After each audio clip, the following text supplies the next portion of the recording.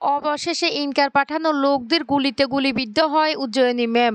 হ্যাঁ বন্ধুরা, এমনটা হতে চলেছে আজকের পর্বে। বিস্তারিত জানতে ভিডিওটিতে লাইক দিয়ে চ্যানেলটিকে সাবস্ক্রাইব করে পুরো ভিডিওটি তোমরা দেখতে থাকো। গল্পের শুরুতে আমরা দেখতে পারবো ঝাঁপি চলে আসে সেই দ্বীপকে খুঁজতে খুঁজতে ওই অন্ধকার রাস্তার মোড়ে। সেখানে এসে বলতে লাগলো, বাহ, তুমি আমার বিয়েটা ভেঙে দিয়ে এখানে এসেছো প্রেম করতে। ওই মেয়ের সাথে তুমি প্রেম করার জন্য এখানে এসেছো। দুজন তো ভালোই প্রেম লীলা চালিয়ে যাচ্ছে। তখনই এই কথা বললে দীপ তখন বলতে লাগলো, খবরদার ঝাঁপি, তুই এসব কথা বলবি না।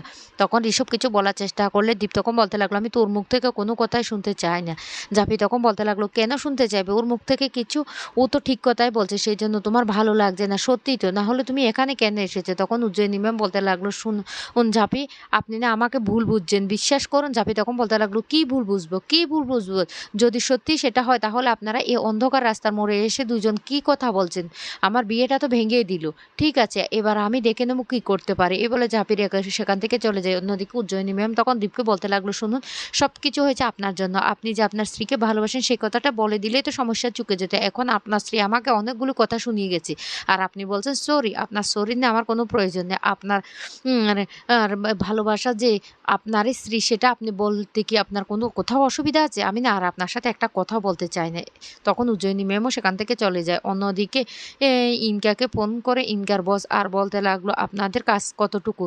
যত তাড়াতাড়ি সম্ভব কাজটা শুরু করে দিবেন। তখন ইনকা বলতে লাগলো, রনিত, আমাদের না কাজটা শুরু করে দিতে হবে। এদিকে ঝাঁপি রেগে মেগে বাড়ি চলে আসে। আর বাড়ি এসে আসলে দীপের বাবা ঠামে বলতে লাগলো, এই ঝাঁপি, দীপকে পেয়েছি। ঝাঁপি তখন বলতে লাগলো, হ্যাঁ, দীপকে পেয়েছি। আমি যেটা সন্দেহ করছিলাম সেটাই সত্যি।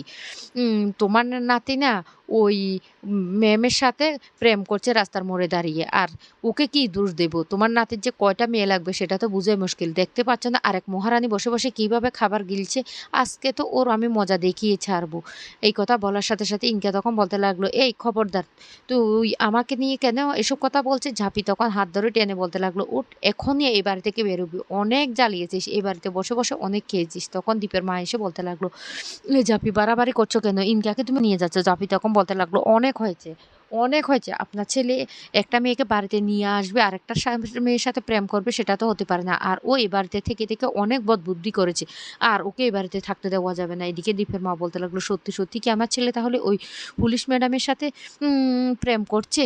না, আমাকে ভালোভাবে খোঁজটা নিতে হবে। অন্যদিকে ইনকা তখন বলতে লাগলো, শুন, আমার সাথে যদি বাড়াবাড়ি করিস তাহলে কিন্তু আমি কষিয়ে থাপ্পড় মারবো। তখন জাপি বলতে লাগলো, ওরে বাবা রাক্ষসী, তুই আমাকে থাপ্পড় মারবি আর আমি তোকে ছেড়ে দেবো? তুই এ বাড়িতে অনেক দিন জাকিয়ে বসে খেয়েছিস, আর তোর না এ বাড়িতে খাওয়া হবে না। তোকে এক্ষুনি আমি বের করে দেবো, চল। এই বলে যখন টেনে বের করে দেওয়া যাবে তখনই রনির সামনে এসে দাঁড়ায় বলতে লাগলো, ঝাঁপি, ঝাঁপি, তুই ওর হাত ছেড়ে দে। ও আমাদের এই বাড়িতে আমার গেস্ট হয়ে থাকবে। তখনই জাফি বলতে লাগলো, এই, তুই এটা কি ধরনের কথা বলছিস? তুই তো এই বাড়িতে এসে জুড়ে বসেছিস। রনি তখন বলতে লাগলো, খবরদার, একটা বাজে কথাও বলবি না জাপি। আমি তোকে আবারও সাবধান করে দিচ্ছি, তুই যদি ওর হাত না ছাড়িস তাহলে আমি রাস্তার মোড়ে দাঁড়িয়ে আমি বলে দেব আমি এই আর এই ছোট ছেলে যারা সন্তান। তখন তখন কি হবে? এই কথাটা বলার সাথে সাথে তখন ঝাঁপি বলতে লাগলো, ও, এই একটা কথা ছাড়া আর কিছু পাস না? ব্ল্যাকমেল করা ছাড়া কি আর কোনো জায়গা নেই? ইনকা তখন মনে মনে বলতে লাগলো, একদম মুখ্যম সময়ে মুখ্যম চালটা দিয়েছে রনিত, ভালোই হয়েছে। ওরা না সম্মানটা বেশি চিনে। এবার এবার দেখি ঝাঁপি কি করে। ঝাঁপি তখন বলতে লাগলো, শুন রনিত, তোকে আমি একটা কথা সাবধান করে দিচ্ছি। তুই কি ভেবেছিস আজকে তোরা দুজন জাকিয়ে বসে পরিবারের সর্বনাশটা করতে চাইছিস? তো একদিন সময় আসবে তোদের দুজনকে ওই রাস্তার মোড়ে নিয়ে গিয়ে বেঁধে তারপর আমি আসবটি দিয়ে কেটে টুকরো টুকরো করব। তোদেরকে না কেউ বাঁচাতে পারবে না। সে সময়টা চলে আসবে খুব শিগগিরই। ইনকা তখন বলতে লাগলো, এই ঝাঁপি, বাড়াবাড়িটা অনেক করেছিস। তখনই ঝাঁপি বলতে লাগলো, হ্যাঁ, আমি বাড়াবাড়িটা করছি, তবে আজকের মতো তোকে ছেড়ে দিচ্ছি। আর তখন সেই মুহূর্তে দীপ বাড়িতে চলে আসে। আর দীপ বাড়িতে আসলে তখনই ঝাঁপি রেগে বলতে লাগলো, দেখো, তোমাদের সুপুত্র চলে এসেছে। এতক্ষণ একজনের সাথে প্রেম করে এসেছে, এখন তো বাড়িতে আর দুজনকে বসিয়ে রেখেছে। তোমাদের ছেলের না কোনো কিছুতেই বিশ্বাস করা যায় না। আচ্ছা বলো তো, ওই পুলিশ ম্যাডামের সাথে কি কেন কথা বলছিলে? কি এমন কথা বলছিলে? জাপির কথা শুনে দীপ তখন বলতে লাগলো, আমি তোকে উত্তর দিতে বাধ্য নই। তুই ওই পুলিশ ম্যাডাম টার সাথে না নিজেকে জড়াবি না। উজ্জয়িনী ম্যাম আর তোর জায়গাটা আলাদা। তুই সেটা বুঝতে পারছিস না? তখন জাপি বলতে লাগলো, ও, তার মানে আমি আর ওর জায়গা আলাদা? এই কথাটা তুমি আমাকে বুঝিয়ে দিলে। দীপ তখন বলতে লাগলো, তুই আমার মুখের উপর কথা বসাবি না। আমি শুধু বলেছি তোদের দুজনের জায়গা আলাদা। তুই ওর সাথে তোকে মেলাবি না। এই বলে দীপ তখন সেখান থেকে চলে যায়। জাপি তখন বলতে লাগলো, "দেখতে পেয়েছো বাবা? দেখতে পেয়েছো? ও কি বলতে চাইছে?" অন্যদিকে দেখা যায় ঝাঁপি তার বসের সাথে কথা বলে বলতে লাগলো, "ঠিক আছে, উজ্জয়িনী ম্যামকে পৃথিবী থেকে কিভাবে সরিয়ে দিতে হয় তার ব্যবস্থা আমি করে নেব। আপনি এ নিয়ে একদম চিন্তা করবেন না।" এদিকে ঝাঁপি বাড়িতে বলতে লাগলো, "উজ্জয়িনী ম্যামের এমন অবস্থা করবে না সে?" এই বলে রাতের বেলায় সে উজ্জয়িনী ম্যামের কোয়ার্টারে চলে আসে। আর সেখানে এসে উজ্জয়িনী ম্যামের উপর হামলা করতে থাকে। উজ্জয়িনী ম্যাম তখন বলতে লাগলো, "আরে ঝাঁপি, তুমি বুঝতে পারছো না, তুমি আমাকে ভুল ভাবছো।" কিন্তু ঝাঁপি কোনো কথাই শুনে না। ঝাঁপি তখন বলতে লাগলো, "আজকে তোমার মাথা আমি ন্যাড়া করে দেব। তুমি আমার বরের সাথে প্রেম করছো তো, তোমার প্রেম করা আমি গুছিয়ে দেব। দেখো।" তখনই উজ্জয়িনী ম্যাম বারবার নিজেকে বাঁচানোর জন্য বলতে থাকে যে, "বিশ্বাস করে ঝাঁপি, আমি তোমার বরের সাথে কোনো প্রেম করছি না। আমার কথাটা শোনো, আমি একজন পুলিশ অফিসার।" তখন ঝাঁপি বলতে লাগলো, "তোমার পুলিশ অফিসারের নিকুচি করি, আজকে তোমার কি অবস্থা করে দেখি। কারোর বরের দিকে চোখ তুলে তাকানো না, তোমার আমি গুছিয়ে দেব। আর জীবনে মনে থাকতে তুমি কারোর দিকে তাকাতে পারবে না।"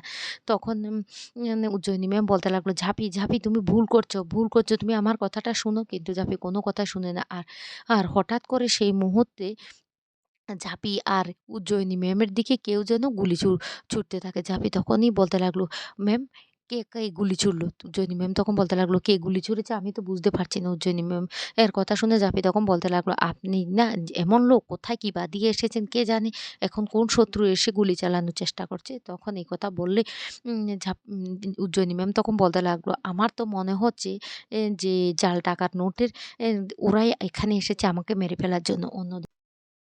অন্যদিকে ওই গুন্ডাগুলি ফোন করে ইনকাকে জানিয়ে দেয় যে এখানে ঝাঁপিয়ে চলে এসেছে। তখন ইনকা বলতে লাগলো, "ভালোই হয়েছে, এক ঢিলে দুই পাখি মারা যাবে।" ওইখানে উজ্জয়িনী ম্যামের সাথে ঝাঁপিকেও যেন ওরা গুলি করে শেষ করে ফেলে। আর এই কথাটা শুনে লোকগুলি তখন ওদের খুব চড়া হয়। এদিকে বাড়িতে চুন্নি আর বিতান বলতে লাগলো, "কি হবে বুঝতে পারছি না। ঝাঁপি যদি কোনো ঝামেলা করে উজ্জয়িনী ম্যামের সাথে, সত্যি যদি কোনো একটা অবস্থা হয়, তখন এই দীপ সেখানে চলে আসে আর বলতে লাগলো, "ঝাঁপি কোথায়?" তখন ওরাও বলতে লাগলো, "ঝাঁপি উজ্জয়িনী ম্যামের বাড়িতে গিয়েছে। ওকে নাকি ন্যাড়া করে দিবে।" দীপ তখন বলতে লাগলো, "সর্বনাশ!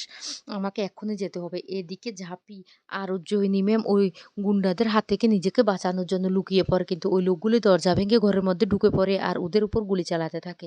তখন ঝাঁপি চালাকি করে ঘরের যে কারেন্ট সে তারটা ছিঁড়ে দেয়। আর তখনই অন্ধকার হয়ে যায় পুরো ঘর। আর ওই লোকগুলি ওদেরকে দেখতে পায় না। এক পর্যায়ে গোলাগুলি করতে হঠাৎ করে এ ঝাঁপিয়ে একজনের পায়ে ছুরি মেরে দেয়। আর তখন ওই লোকটা বলতে লাগলো, "আমাদেরকে না কিছুতেই তোরা শেষ করতে পারবি না। আজকে তোদের দুজনের কি হয় দেখ।"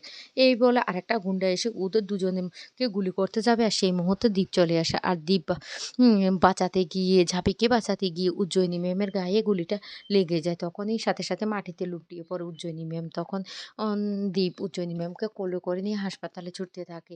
আর বলতে লাগলো, "উজ্জয়িনী ম্যাম, আপনার কিচ্ছু হবে না, কিচ্ছু হবে না। আমি আপনার কিছু হতে দেব না।" এদিকে ঝাঁপিয়ে তখন বলতে লাগলো, "উজ্জয়িনী ম্যাম, আপনার কিছু হবে না। আপনাকে আমরা সুস্থ করবই।" তো বন্ধুরা, সত্যি কি এবার উজ্জয়িনী ম্যাম সুস্থ হবে? না উজ্জয়িনী ম্যাম শেষ হয়ে যাবে? সেটাই তোমরা দেখতে পারবে আগামী পর্বে।